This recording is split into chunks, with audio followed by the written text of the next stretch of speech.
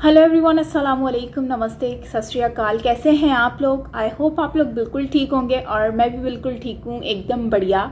आज की वीडियो लेकर आई हूँ आपके लिए जिसमें हम रिएक्शन देंगे। वीडियो का टाइटल होने वाला है शेख रशीद के घर लाल कोठी पर कब्ज़ा, मतलब कि उन लोगों ने कब्ज़ा कर लिया। लाइक जो भी है, हम इस वीडियो को देख लेते हैं और फिर रिएक्शन देते हैं, जानते हैं कि एक्चुअली क्या सिनेरियो है। उससे पहले अगर आपने मेरा चैनल सब्सक्राइब नहीं किया तो लाजमी सब्सक्राइब कर लो और बेल आइकन को ऑल नोटिफिकेशन पर प्रेस कर लो ताकि सारी वीडियोस आप लोगों को मिलती रहें। एंड यस, मैंने अपना दुबई व्लॉग भी अपलोड कर दिया है ऑन साइमा पीरज़ादा व्लॉग पर, तो वहाँ पर जाकर आप मुझे देख सकते हैं। कॉमेंट में मैं पिन कर दूँगी लिंक, सो इजीली आप वहाँ से वॉच कर सकते हैं। तो यस, सब्सक्राइब करना बिल्कुल मत भूलिएगा। तो बिना देरी के चलते इस वीडियो की तरफ रिएक्शन देते हैं। So let's start.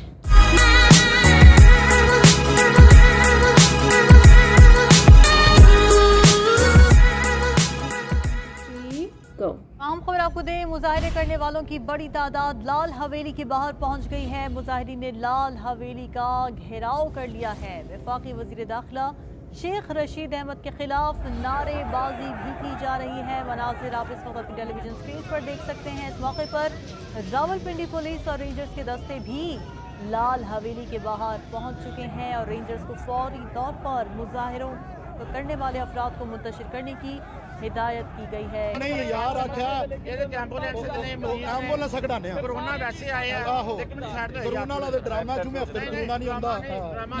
कोरोना का तो ड्रामा है।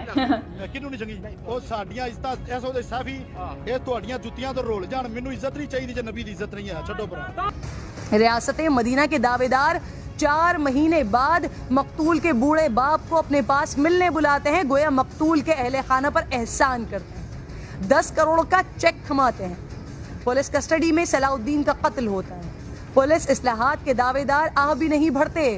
कटी हुई तशद्दुद ज़दा ज्यादती का शिकार मासूम बच्चे बच्चियों की लाशें मिलती हैं। वजीर आजम साहब माँ बाप से ताज़ियत तो दूर की बात, मिलने की ख्वाहिश तक नहीं करते।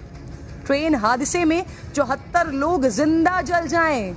हाकिम वक्त मिलना तो दूर की बात, अपने वजीर को ओहदे से फारिग तक नहीं करते। तैयारा गिरकर 100 लोग शहीद हो जाएं, वजीर आजम वर्षा से मिलने की जहमत तक नहीं करते। कश्मीर में बच्ची जुल्म बर्बरियत की जीती जागती जिंदा मिसाल बन जाए, वजीर आजम माँ को दिलासा तक नहीं देते।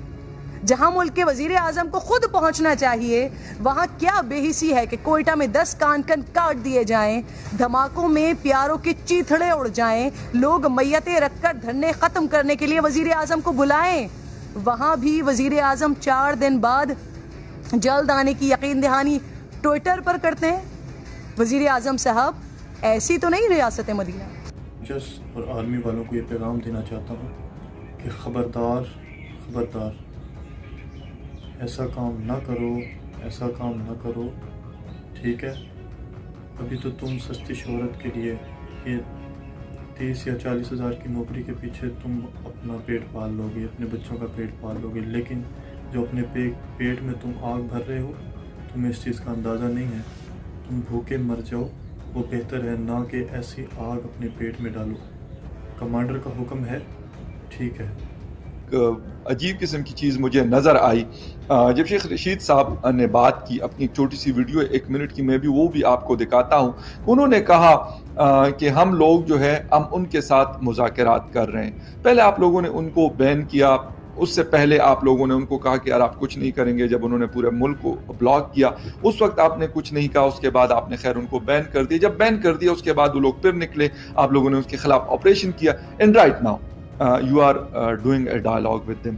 तो मुझे ये समझ नहीं आती कि ये पूरा ड्रामा जो पिछले 10 दिनों से पाकिस्तान का एक मजाक बन रहा है पूरी दुनिया में, इसको क्रिएट करने की ज़रूरत क्या थी? ये मैं आपको खैर आगे वीडियो में बताता हूँ। पहले मैं शेख रशीद साहब की जो बात है वो मैं आपको सुनवाता हूँ, फिर आगे हम लोग चलते हैं। TNP से बातचीत चल पड़ी है और पहला दौर काफ़ी बेहतरी से मुकम्मल हुआ है। सहरी के बाद सुबह दूसरा राउंड होगा। उन्होंने गिरफ्तार जो बंदे ये हमारी बनाए थे पुलिस वाले 11, वो छोड़नी है और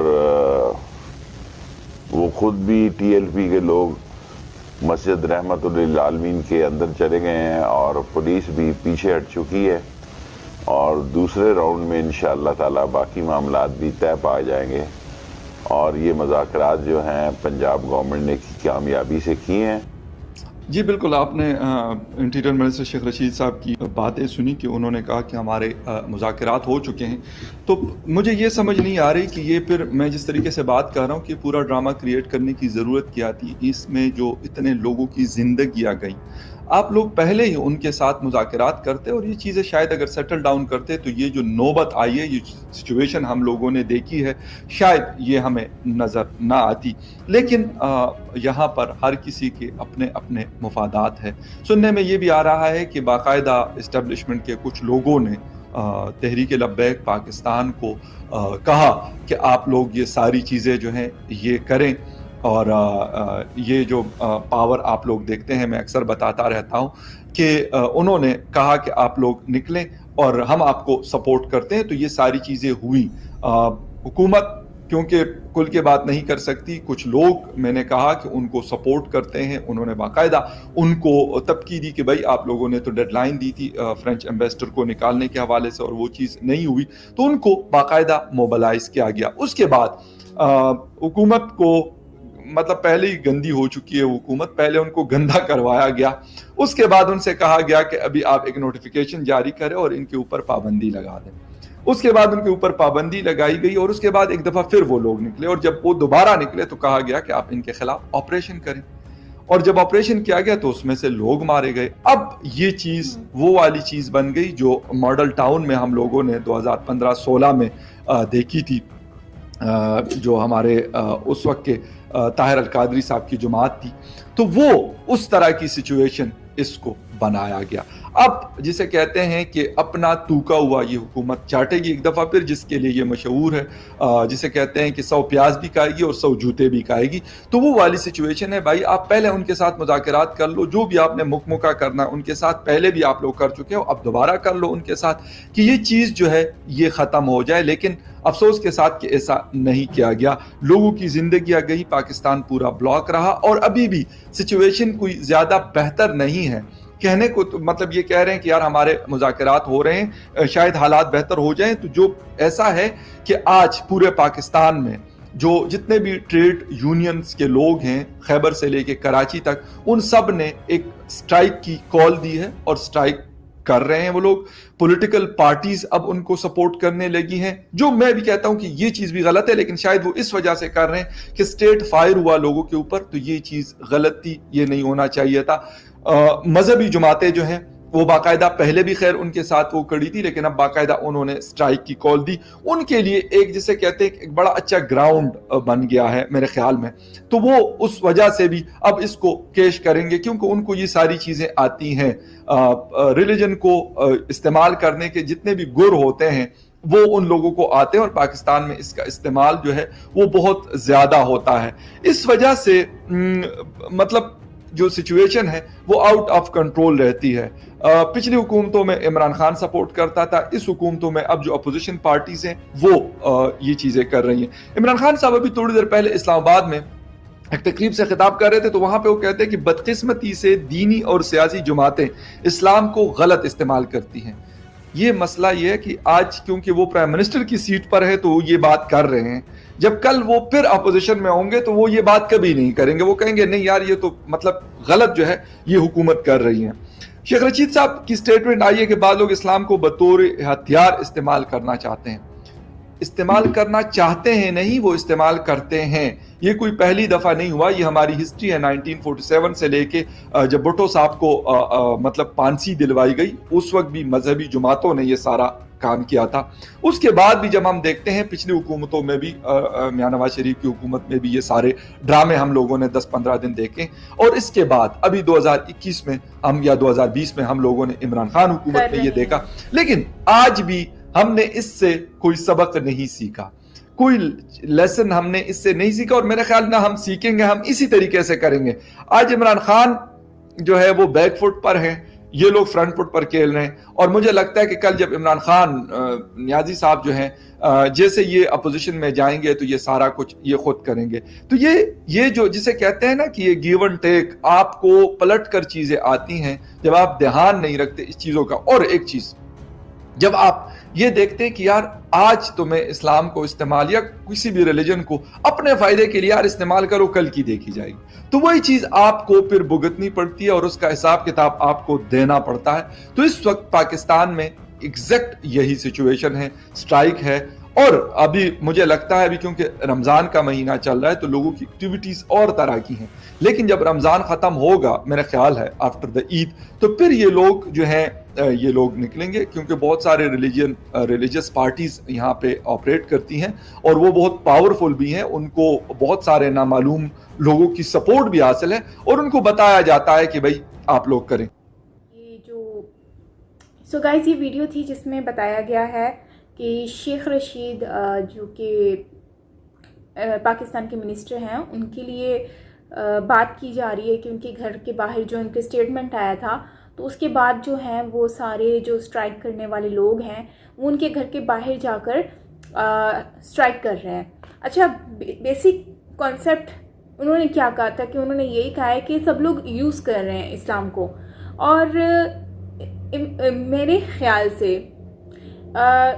हमें ये बात सोचनी पड़ेगी और देखनी भी है कि रियलिटी भी यही है। और अभी फ़खर यूसुफजई ने भी यही कहा है कि इस्लाम के नाम पर, रिलीजन के नाम पर ये लोग फ़ायदा उठाते हैं, ठीक है।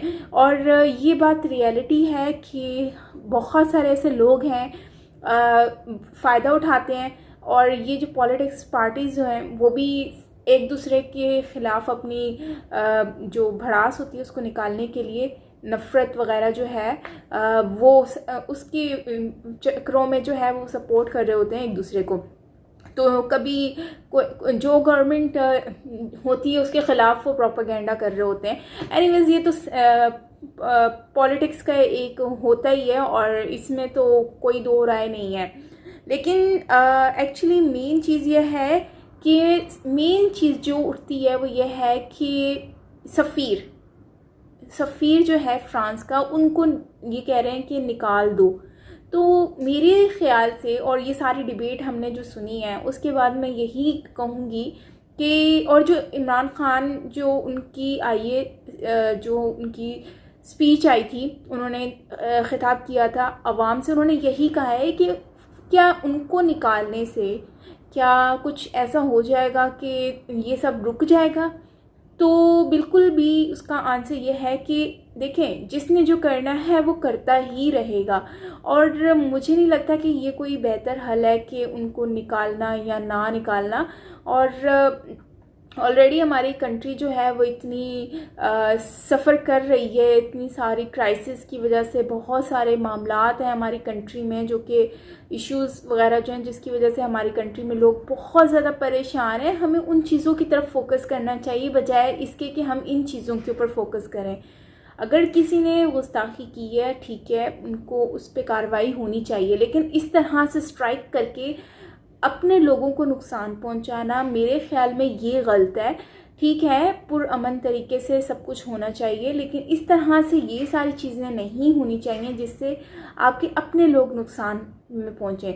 और अगर गवर्नमेंट कोई फ़ैसला ले रही है तो उनको सपोर्ट करना चाहिए अगर वो राइट पर हैं तो। और आई थिंक कि इमरान खान का जो ये स्टेटमेंट है वो बिल्कुल ठीक है और उससे मैं 100% एग्री करती हूँ। और भले मैं किसी चीज़ में उनको सपोर्ट करूँ या ना करूँ, बट ये वाला पॉइंट मुझे बिल्कुल अच्छा लगा और मैं इसमें इमरान खान को बिल्कुल सपोर्ट करती हूँ। एंड आई होप कि सारी चीज़ें सॉल्व हो जाएं और ये सारे मामला जो हैं जो ख़त्म हो जाएं और एक काबीना बनाकर डिस्कशन की जाए इस पर, और जो भी चीज़ें हैं उनको हल किया जाए, तरीके से किया जाए। इस तरह से स्ट्राइक करके एक दूसरे को बुरा बोलकर मुझे नहीं लगता कि ये कोई सही तरीका है। इससे अपनी कंट्री को नुकसान पहुंचाना, हमारी कंट्री की जो इकनॉमी है वो बहुत ज़्यादा डाउन हो चुकी है।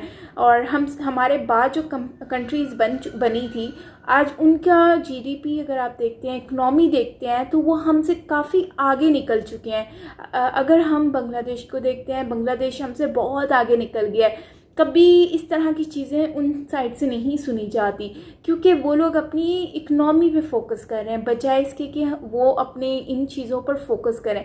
ठीक है, एज बिंग मुस्लिम हमें इस पर सोचना चाहिए, और अगर इस तरह का कुछ होता है तो उसको गवर्नमेंट अपने तरीके से हल करे, बजाय इसके कि रोड पर इस तरह से आकर अपनी कंट्री का नाम ख़राब करना, न्यूज़ में आना। और मेरे ख्याल से ये तरीका ठीक नहीं है। बात हो लेकिन तरीके से हो। बाकी अपनी गवर्नमेंट को भी सपोर्ट करें अगर गवर्नमेंट राइट पे ही फ़ैसला लेगी, क्योंकि कंट्री को भी गवर्नमेंट ने देखना है और अपने लोगों को भी देखना है, तो कोई ना कोई अच्छा हल निकल आएगा। बाकी यही है कि आई होप कि आने वाला वक्त जो है वो अमन हो। जिस तरह से अभी ये पहिया जाम, हड़ताल वगैरह चल रही है, पूरा पाकिस्तान बंद करके रख दिया है, इससे कितना नुकसान। ऑलरेडी लॉकडाउन की वजह से, कोरोना की वजह से लोग बहुत ज़्यादा सरवाइव कर रहे हैं, परेशान हैं, एंड देन ये सारे मामलात देखने को मिल रहे हैं। सब कुछ बंद कर दिया जिसकी वजह से लोग बहुत ज़्यादा डिस्टर्ब हो चुके हैं। तो मुझे लगता है, और सर पे ईद भी है और रमज़ान में तो वैसे ही इतनी महंगाई हो जाती है, फिर ये सब करके और ज़्यादा लोग डिस्टर्ब हो रहे हैं। तो मुझे लगता है कि इस पे गवर्नमेंट को भी फ़ैसला करना चाहिए, और मतलब ऐसा फ़ैसला हो जिससे आवाम भी सही, आवाम को भी जो है वो यकीन आ जाए, और जो है वो हमारा दूसरी कंट्री के साथ रिलेशन भी ख़राब ना हो। और बस यही कहूँगी, और देखते हैं इन फ्यूचर क्या होता है। काफ़ी लोगों की स्टेटमेंट्स आ रही हैं, काफ़ी लोग अपना अपना डिफरेंट पॉइंट ऑफ व्यू दे रहे हैं। सो इसमें मैं किसी को ये नहीं कह रही कि उसने ऐसा किया, लेकिन मैं यही कहूँगी कि इमरान खान इस वक्त जो पॉइंट ऑफ व्यू दे रहे हैं as being prime minister of Pakistan, तो उनको सपोर्ट करना चाहिए हमें। और बिल्कुल अगर फ़ैसला वो जो ले रहे हैं और उन्होंने अपने स्टेटमेंट में जो कुछ कहा है वो बिल्कुल ठीक कहा है, और इसी तरह से ही उनके फ़ैसले पर सपोर्ट करके अपनी कंट्री को जो है वो आगे की तरफ लेके जाएं, बजाय इसके कि हम उसको और ज़्यादा डाउन करते जाएं। सो गाइस, ये थी हमारी आज की वीडियो। आई होप कि आपको अच्छी लगी होगी।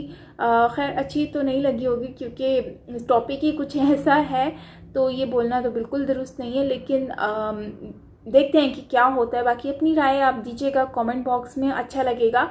और मिलते हैं नेक्स्ट वीडियो के साथ, तब तक के लिए अपना ख्याल रखिएगा। Bye bye.